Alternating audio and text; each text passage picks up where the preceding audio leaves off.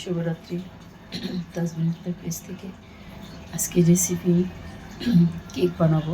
Cake বানানো আপনাদেরকে শেখাবো।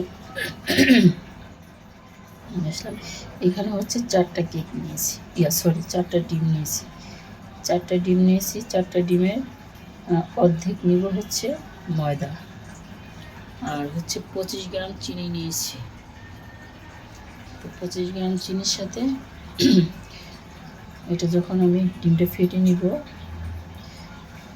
ফেটে নেওয়ার সময় আস্তে আস্তে চিনিটা ঢেলে দিব। চিনিটা ঢেলে দেওয়ার পরে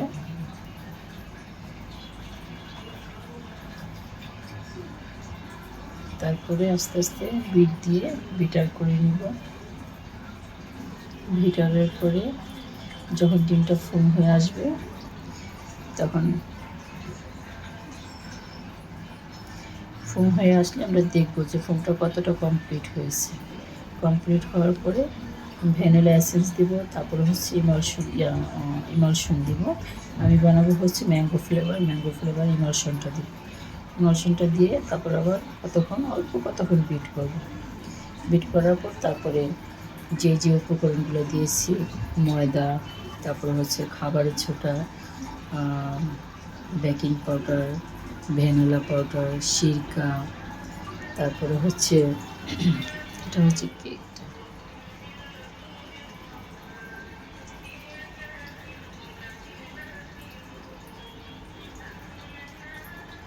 শিবরাত্রি আবার আসবো।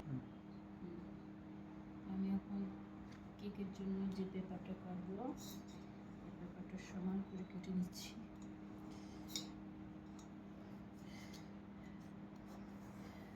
এটা আরেক সিস্টেমে কাটা যায়।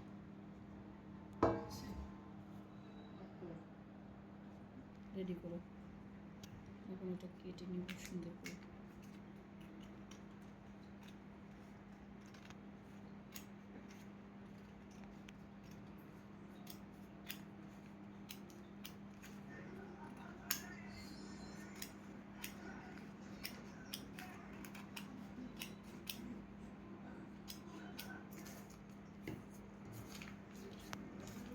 দেখে নিন গাইস, কি সুন্দর করে কেটে ফেলছে।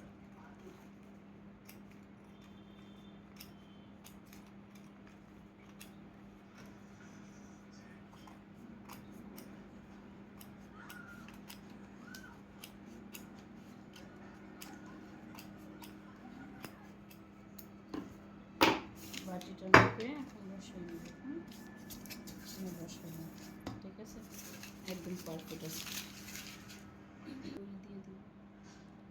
এটা হচ্ছে বেকিং পেপার দিয়েও করা যায় বা নর্মাল খাতা দিয়েও করা যায়। এটা ভালো করে তো মিশিয়ে নেব। পেপারটা দিয়ে দিব, দিয়ে ভালো করে ফিনিশিং দিব। তুমি আমার ছুটি লেবা কোন শু বড় কাজের সময় সুন্দর। দেখে নিন গাইস, আপনারা কিন্তু এমনি অন্য একটা কাজ মানে কাগজ দিয়ে করতে পারেন, এবার নর্মাল খাতা দিয়ে করতে পারেন, এটা আপনাদের ব্যাপার। পেপার আছে, বেকিং পেপার দিয়ে করা যাবে, নর্মাল খাতা কিন্তু করা যাবে। আবার